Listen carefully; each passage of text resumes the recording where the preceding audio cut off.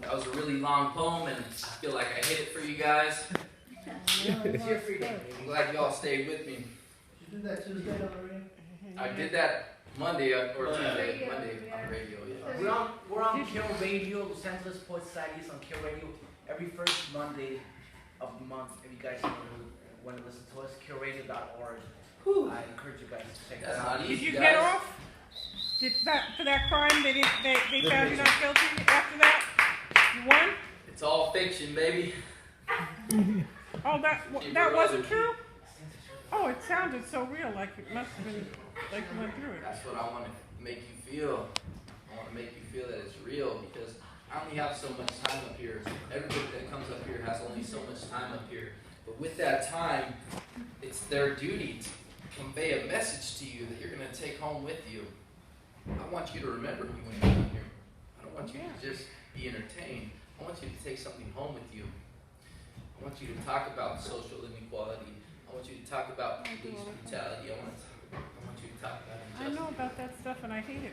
But I was concerned whether you had actually experienced that at the hands of the police, and it just, sorry. But yeah, I went through part of that. You know, every fictional writer can only write his stories based on his own experience. That's what I try to do.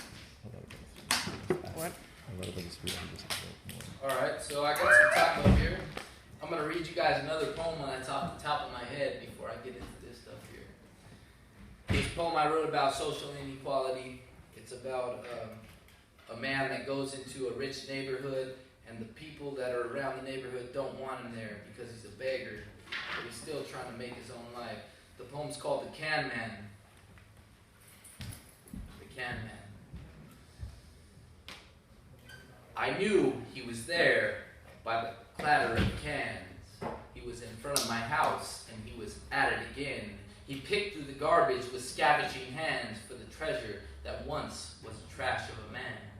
I have to admit I was frightened at first to see him outside commencing his work. The sight of a stranger unsettled my nerves as a boy of my age expected the worst.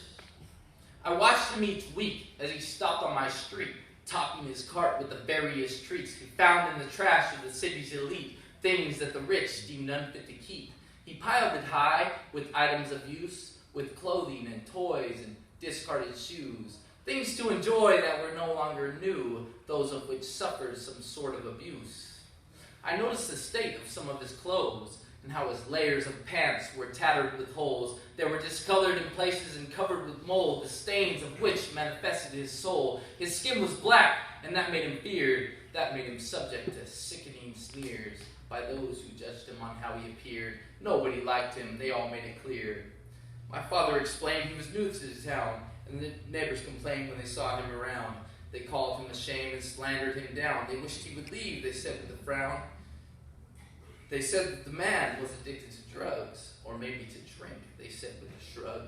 It seemed to make sense, and simply because legitimate men don't do what he does.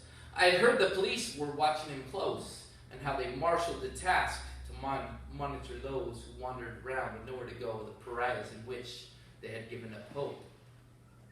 The boys at my school had heard of him too, the popular kids who thought they were cool. They called him a bum, a nigger, a fool, and whispered a plan of mischief to do.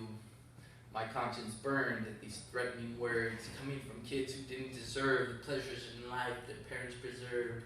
I knew I must act on what I had heard. So I made it my plan to meet with this man, to fight off my fears and do what I can to keep him away from the dangers at hand. That following day, I was taking a stand. That morning came, and I knew he would come. The trash was out, but he hadn't begun, so I casted a doubt on whether to run, but this was a day that had to be done. I went through the list of words I prepared and gathered the gifts that I wanted to share. Then came a sound, and I knew he was there. His radio blared as he came down the street. His speakers were shot, but he went with the beat, bobbing his head while sneaking a peek into the trash for something to keep. He stopped at my house, and he stood at the bin with a grin on his face. As he crouched at the rim, he bent at the waist and slouched to get in, checking for the items I had left him within. Up to this point, he still hadn't stirred till I crept to his side and called to confer. I spoke with a voice that longed to be heard. "Excuse me, sir, may I please have a word?" He startled, he stumbled, he gave out a shriek. He took a step back and he stood in the street. He swayed for a second, then he settled his feet, attempting to gaze the threat he would meet. But he saw only me, a child at best, who came out to greet him unlike all the rest, one who would meet him despite all the mess, a curious boy with time to invest. I recited my lines just how I rehearsed, my eyes cast down as I kicked the curb. I told him the gist of what I had heard and how I wouldn't stand by to see him get hurt. It's then that he laughed, and I was taken aback by the way he dismissed this penny and tack. I gave him my gifts and I took a step back. Now that I witnessed the right way he'd react, he simply gave thanks and he nodded his head. Well, the grin on his face continued to spread. There was something within him that couldn't be read. He looked at me close, and here's what he said. "There's a danger to strangers wherever we go. From the moment we show up with nowhere to go, there are people in town who strongly oppose the life of a man who is out on his own. There's a way to this world that you won't understand. Not till you're grown, you hear me, young man?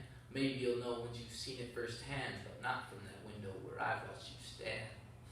He cocked his eye, and I wanted to cry. This way that he said it, I knew he was right. I wanted to run to my bedroom and hide, but he held out his hand with something inside. "This is a gift," he continued to say, "something for you to remember this day. It was given to me to remember the way that fear must be faced without falling astray." And I examined the note he'd held in his fist that he must have kept with him on all of his trips. It was crinkled and crumbled and beginning to rip, but I made out the words, and I read it like this. "A life full of fear is surely a shame. For in absence of evils, our fears are in vain. But if they should come, then fear is to blame, for it simply does nothing but exaggerate pain." He raised his chin while I read it aloud, and he puffed his chest to show he was proud. His countenance glowed, and there wasn't a doubt of the substance that broke from the surface's shroud. He patted my head, and he told me goodbye, and he thanked me again for being so kind. He said he was leaving, and that it was time to go on his way to see what he'd find.